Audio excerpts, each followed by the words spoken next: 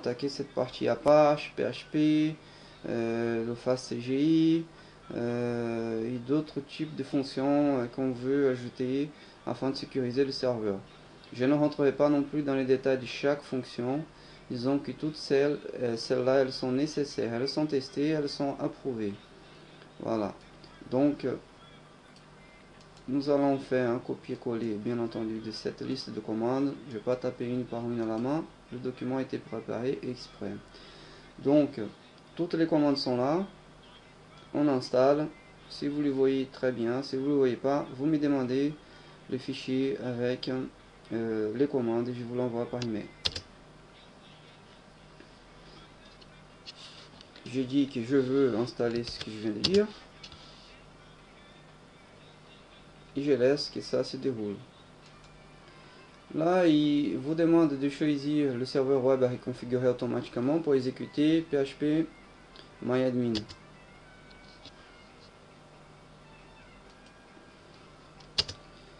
Donc, on choisit Apache 2. En choisissant avec la barre d'espace de votre clavier, nous allons dans OK et on valide tout ça.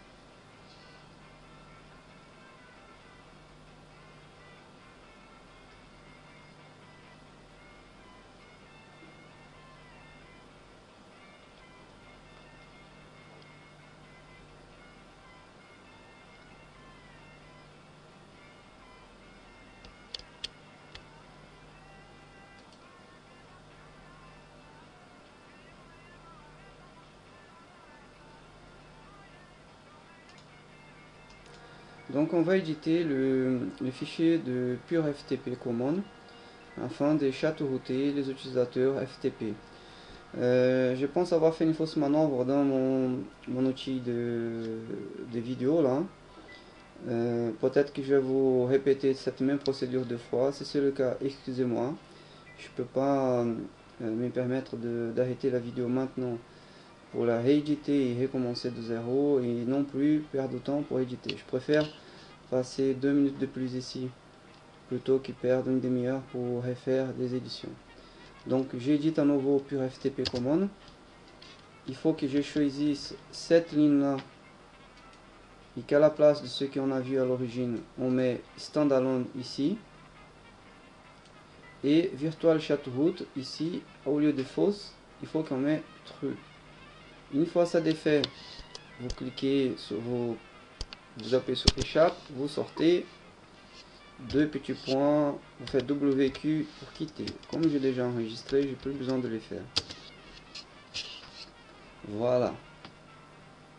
Bon, maintenant il va falloir dire aussi à inetd, bien entendu, de ne pas essayer de démarrer ProFTP automatiquement, sinon ça va poser de soucis. Donc on fait un V pour éditer à nouveau, comme on a déjà vu, et on va éditer l'inetd.conf. Et là, on va mettre un petit dièse à la fin de la ligne que vous voyez ici. I et insertion. Vous voyez bien la ligne là, celle-ci là. Cette ligne là, il faut avoir un dièse devant. Vous faites échappe, 2 petits points, WQ, entrée pour enregistrer et quitter. À ce moment-là, inetd ne va plus redémarrer, au lancement pure FTP. Voilà. Maintenant, nous allons donc redémarrer inetd pour que ce qu'on vient de faire soit pris en compte. On les redémarre avec cette commande que vous voyez ici en surbrillance. Voilà. À ce niveau-là, pour ceux qui connaissent FTP, savent très bien que tel comme il est configuré là tout de suite, il y a un problème de sécurité, c'est qu'en fait, toutes les données qui circulent par FTP sont en clair, rien n'est crypté. Donc il va falloir qu'on encrypte tout ça et qu'on sécurise FTP, pur FTP, afin d'éviter des problèmes que vous savez bien. Alors la première chose à faire, on va installer le TLS afin de permettre une connexion sécurisée avec FTP. Voici la première commande à taper. Je rentre pas dans les détails, pas de temps. Première commande. Ensuite, on va créer un répertoire pour la clé qui va être créée par SSL. Après, on va créer justement la clé avec cette commande que vous voyez ici. La clé est créée. Alors, dans le country name, vous mettez FR si vous êtes en France. Dans la région, dans le département, vous mettez ce que vous voulez. Ici, je vais mettre Loire-Atlantique. La ville, bon, on peut laisser en blanc. Je vais mettre Nantes. C'est juste un exemple. Le nom de la société, c'est pas grave, vous mettez ce que vous voulez. Organisation, vous mettez ce que vous voulez aussi. Votre nom, vous mettez si vous voulez. Et votre email, adresse, vous mettez aussi si vous voulez. Je vous conseille vivement, n'est pas le mail d'adresse email si vous voulez pas être spammé. Et voilà. Maintenant, nous allons protéger notre clé. On va changer les droits d'accès à ces fichiers. On va mettre 600. Ensuite, on va redémarrer donc pur FTP pour que ce qu'on vient de faire soit pris en compte.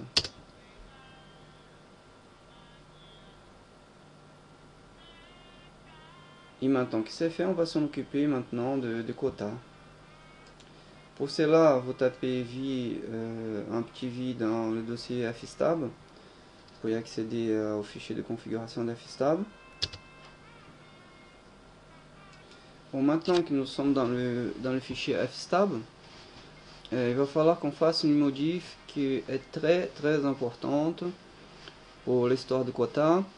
Mais attention pour ne pas commettre une erreur à ce niveau là, parce que si vous commettez une erreur ici, lorsque vous allez redémarrer le serveur, vous allez avoir une désagréable surprise. Votre serveur ne va pas démarrer, et tout cela parce que le Fstab va être mauvais. Ce que nous voulons faire, c'est copier ce que je viens de mettre en surbrillance à ce niveau là. Alors pour ça, il va falloir qu'on fasse une petite insertion, qu'on se pose à la place d'où se trouve, si vous voulez, la racine du disque principal, HDA1, la racine, vous voyez ici le slash, le type de système de fichiers extend3, et c'est tout ce qui est après, à la place d'erreurs ici, c'est là qu'il faut qu'on change.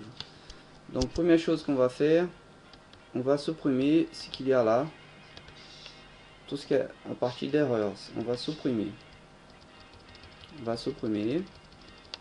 Et on va additionner donc cette ligne ici que vous voyez ici là. On va l'additionner là-bas, là où ça grignote. Voilà. Donc vous voyez bien, erreurs est bien là, remonte, etc., tout y est. Je fais un échappe. .wq pour quitter. Je fais un clear pour voir clair. Et maintenant nous allons donc activer le quota que nous venons d'ajouter dans Fstab.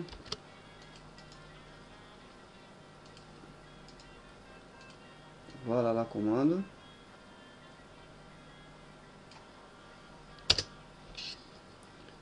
Ensuite, on va donc changer les droits d'accès à tous les fichiers de quota. Ensuite, on va remonter le quota. Maintenant, on va faire une vérification, un check de quota pour voir si tout va bien.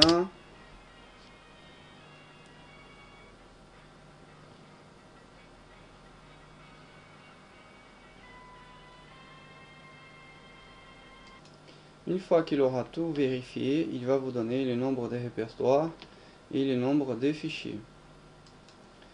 Donc on met on quota, on active. Bon, maintenant nous allons nous occuper des jeans, pas des jeans mais de serveur DNS de bin. Je dis bin mais c'est pas bin, hein, c'est bind. Allez, nous allons attaquer et nous allons installer bind. Voilà, bin off. J'ai choisi bin. On y va.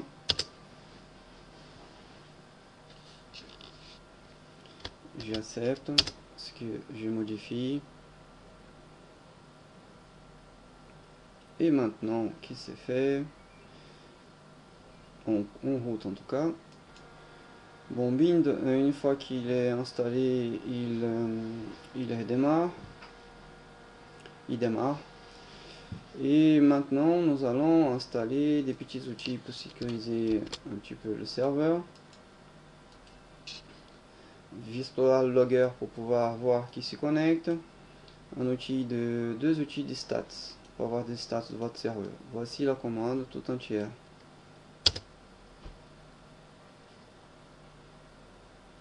Je valide en acceptant l'installation.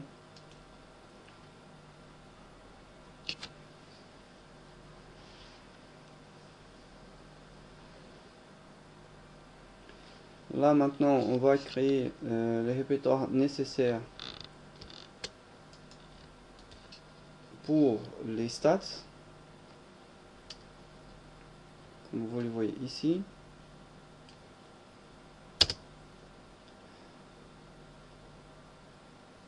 Ensuite on va donc copier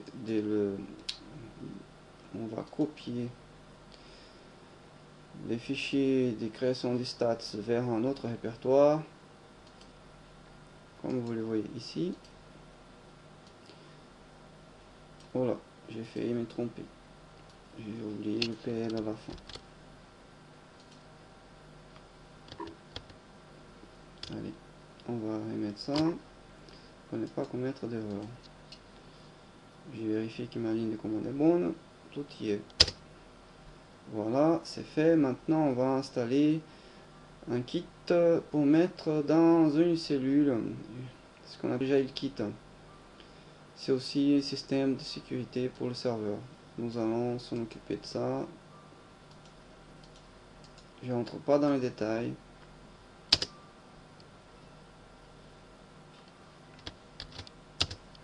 Il y a Google pour que vous puissiez entrer dans les détails. Là je vais direct au but, comme dans pas mal de tutoriels que j'ai créés dans notre serveur. L'objectif étant de vous faire aller vite sans perdre beaucoup de temps. Je suppose que vous devrez connaître un minimum en Linux et tout ce que nous sommes en train de travailler et installer et vers où nous allons. Sinon ça ne sert à rien. Ou alors si vous êtes curieux, c'est très bien. Donc nous allons aller dans le répertoire temporaire du serveur.